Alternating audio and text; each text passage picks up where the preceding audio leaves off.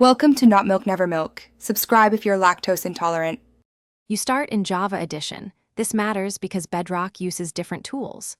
First, open the world you'll test in single player is fastest. Press F3 now. If nothing happens, hold Fn then F3 or change your keyboard's function key mode in system settings. Once done, inspect the overlay, performance, chunk info, and coordinates appear. This is the foundation. You need the overlay active before changing controls or mods, because the debug screen's data validates later adjustments. With the debug screen visible, you read critical values. XYZ coordinates tell your exact position.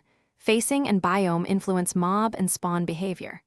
Check FPS and allocated memory to spot lag. These explain stutters versus server issues. Use F3 plus G to reveal chunk borders when diagnosing world edge problems, and F3 plus H to show item ID and durability for troubleshooting. Make sure to note values before and after changes so you can compare cause and effect. Finish by closing the overlay with F3. If another action triggers, open Options then Controls and remap it. This resolves key conflicts. For Bedrock, use platform-specific debug tools or enable experimental features because F3 isn't standard there.